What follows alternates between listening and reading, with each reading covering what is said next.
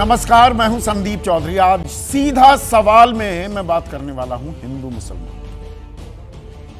ये हमारे समाज का नासूर बन गया है। बात बात पर हम हिंदू मुसलमान करने लगते हैं।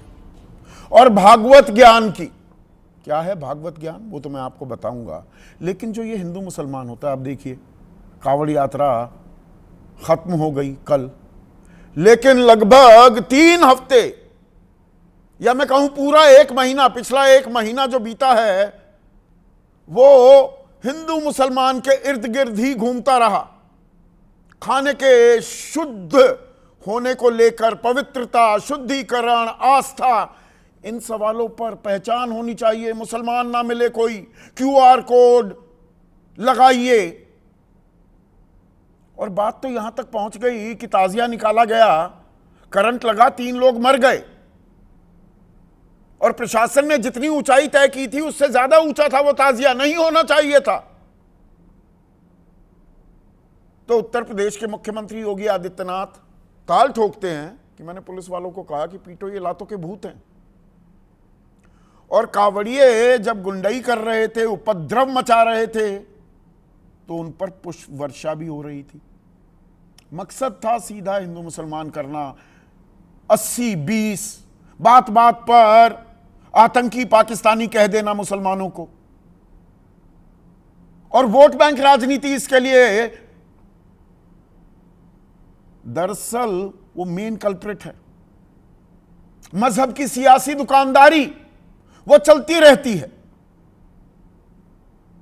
और कोई मुसलमान के प्रति थोड़ी सहानुभूति दिखा दे तो वो नमाजवादी हो जाता है। जैसे अखिलेश यादव, अभी 2 दिन पहले संसद सत्र स्थगित हुआ तो पास में एक मस्जिद थी, अपने सांसदों के साथ चले गए। उस मस्जिद के इमाम उन्हीं के सांसद हैं।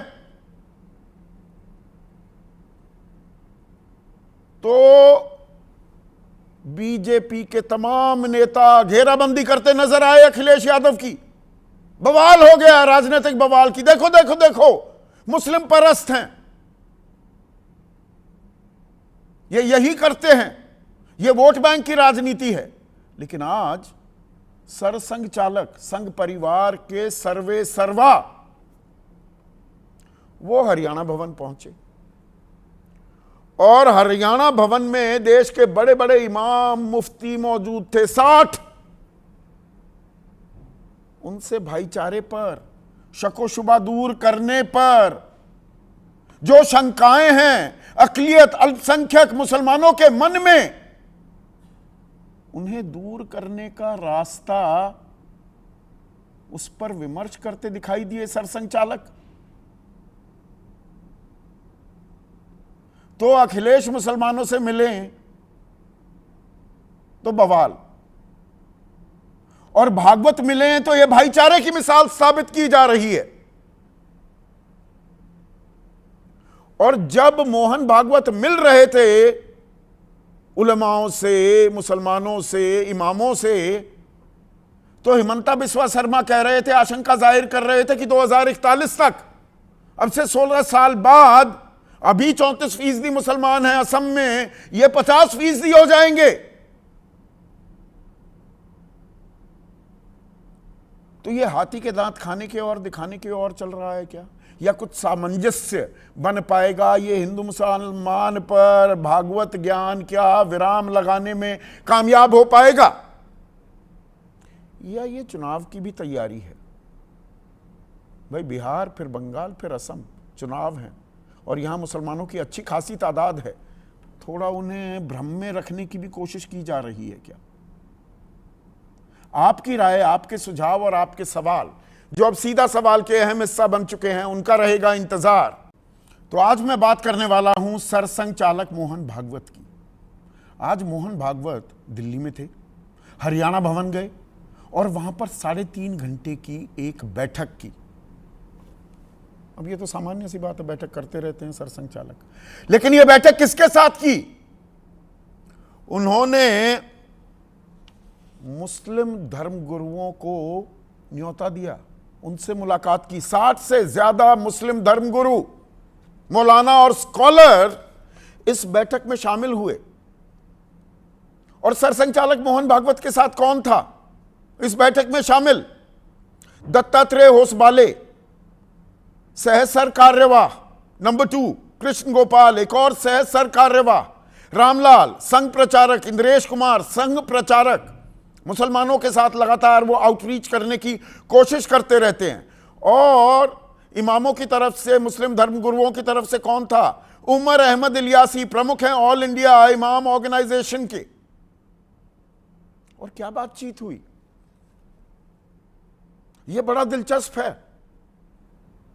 सरसंघ चालक हिंदू मुसलमान के बीच संवाद कैसे बढ़ाया जाए उसकी राह तलाशते दिखाई दिए। गलतफहमियां दूर करनी होंगी, एकता का माहौल बनाना होगा। वक्फ बोर्ड, लिंचिंग, मदरसों की स्थिति जैसे मुद्दों पर चर्चा हुई। पहलगाम और ये जो समीक्षा चल रही है वोटर लिस्ट की, जिसमें मुसलमान घबराए हुए हैं कि हमारी नागरिकता, हमारी पहचान को आधार बनाकर कहीं सारे अधिकार ना छीन लिए जाएं। और जो ये गलत फहमियां हैं, और गलत फहमियां तो हैं भाई, मुसलमानों को बात बात पर उनकी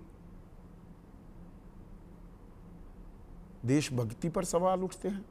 उन्हें आतंकवादी बताया जाता है, उन्हें पाकिस्तान परस्त बताया जाता है, उन्हें गंदा बताया जाता है, उन्हें लातों के भूत बताया जाता है, डराया जाता है, धमकाया जाता है,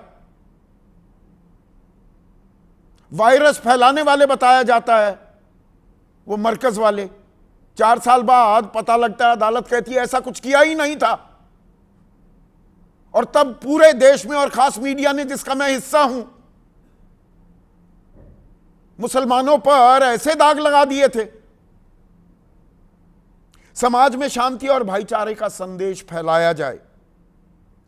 और मोहन भागवत ने इन सभी बातों को बहुत गंभीरता से सुना। मुफ्ती सईद कह रहे हैं ऑल इंडिया उलमा काउंसिल के कि भागवत जी ने बड़ी धैर्य से हमारी बात सुनी। सैयद शाह फजलुल मन्नान, शाही इमाम है लखनऊ के, वो बोले ऊपर वाले को मंजूर था, इसलिए आज 100 साल के बाद यह मीटिंग हुई, तय हुआ कि दोनों तरफ से होने वाली उल्टी सीधी हरकतों को रोका जाए। उल्टी सीधी हरकतों को रोका जाएगा, लातों के भूत जैसे बयान देने से रोका जाएगा। या आज बैठक हो रही थी उधर, हिमंता बिस्वा शर्मा वो कह रहे हैं कि नहीं, मुसलमानों की आबादी तो 2041 तक असम में 50% हो जाएगी, ये सब लूट खाएंगे। चुनावों में बात मंगलसूत्र तक आ जाती है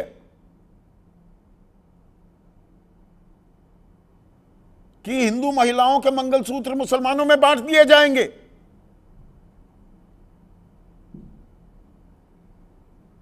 तो आपसी भाईचारा यहां बढ़ाने की बात हो रही है, पर इससे पहले क्या एक मुलाकात योगी आदित्यनाथ या हिमंता बिस्वा शर्मा, गिरिराज सिंह सरीखे नेताओं के साथ भी करनी चाहिए सरसंघ चालक को, मोहन भागवत को। ये अच्छा है, भागवत ज्ञान उधर भी दिया जाए। क्या तब खत्म हो जाएगा हिंदू मुसलमान? या 2 समानांतर धाराएं चल रही हैं? यहां इसे भाईचारे की मिसाल बताया जा रहा है। और अखिलेश यादव 2 दिन पहले वो एक मस्जिद में अपने सांसदों के साथ दिखाई दिए, वहां का इमाम भी उन्हीं का ही सांसद है, समाजवादी पार्टी का सांसद है। तो क्या कुछ कहा गया?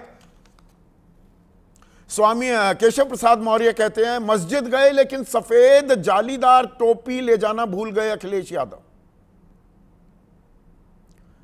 मतलब मुसलमानों के बीच दिखे तो जालीदार टोपी लगाओ। तो क्या मोहन भागवत को भी वो टोपी लगानी चाहिए? ब्रिजेश पाठक कहते हैं, अखिलेश हमेशा नमाजवादी बने रहते हैं और वही उन्होंने आगे बढ़ाने का काम किया है। नमाजवादी क्या मोहन भागवत भी हो गए? यह देश का दुर्भाग्य है कि कोई मस्जिद में जाकर मीटिंग करता है। हरियाणा भवन में मीटिंग ठीक है, इससे कोई दिक्कत नहीं होती। राजीव राय समाजवादी पार्टी के लोकसभा सांसद हैं, वो कह रहे हैं जब मोहन भागवत या प्रधानमंत्री मोदी किसी से मिलते हैं तो विकासवादी हो जाते हैं कि देखिए सबका साथ, सबका विकास, सबका प्रयास, सबका विश्वास। और जब कोई और मुलाकात करता है तो उसे नमाजवादी कहते हैं। इमरान मसूद लोकसभा सांसद हैं कांग्रेस के, वो एक कदम और आगे चले जाते हैं। अब इसमें राजनीतिक पुट देखिए। वो कहते हैं जो लोग बैठक में गए थे वो आरएसएस की तनख्वाह पर पलने वाले लोग हैं। मुसलमानों के नाम पर ऐसे बहुत फर्जी संगठन हैं। अब यहां पर अगर कोई कवायद भी की जाए, कोई मुसलमान अपनी परेशानियों का इजहार सरसंघ चालक को करते दिखाई भी दें, तो उन्हें फर्जी मुसलमान बता दिया जाता है, आरएसएस की तनख्वाह पर पलने वाले लोग बता दिया जाता है। तो फिर ये अविश्वास की खाई, ये भरोसे की कमी, जो ये सामाजिक ताना बाना उधड़ रहा है और लगातार उधड़ता ही दिख रहा है, ये रुकेगा कैसे? एसपी बघेल केंद्रीय मंत्री हैं, वो कह रहे हैं ऐसी बैठकों से कई समस्याओं का समाधान होता है और ऐसी गलतफहमियां दूर होती हैं। पर यह दरअसल गलतफहमी दूर की जा रही है या इसमें कहीं ना कहीं चुनावी पुट भी है, सियासत का खेल भी है? यह सवाल मैं किस लिए पूछ रहा हूं, क्योंकि अभी कुछ दिनों में बिहार में चुनाव होने वाले हैं। 243 सीटों में से 54 सीटें ऐसी हैं जहां मुसलमान तय करते हैं कौन जीतेगा। तो थोड़ा आउटरीच हो जाए। जेडीयू का तो भाई वोट बैंक भी है, तो बीजेपी को ना दें, जेडीयू को तो दें। पश्चिम बंगाल में 294 सीटों में से 119, वहां तो लगभग 30% से ऊपर मुसलमान हैं। तो देखिए, हम तो मुलाकात करते हैं, बातचीत करते हैं। और असम में भी 126 में से 33 सीटें ऐसी हैं। तो थोड़ा सा असमंजस, कंफ्यूजन ही फैला दिया जाए भाईचारे के नाम पर, या दरअसल हमें एतबार करना चाहिए। अगर खाई को भरने की कोई कोशिश की जा रही है तो उसकी सराहना करनी चाहिए। इसी पर आज मैं चर्चा करने वाला हूं। ऐसे में आज का सीधा सवाल, भागवत ज्ञान बंद होगा हिंदू मुसलमान? मैं फिर कहूंगा यह नासूर बनता जा रहा है हमारे समाज का। और अखिलेश मिले तो बवाल, और संघ मिले तो भाईचारे की मिसाल। और संघ का पूरा टॉप ब्रास मौजूद था, बीजेपी के भी 2-4 लोगों को ले आते।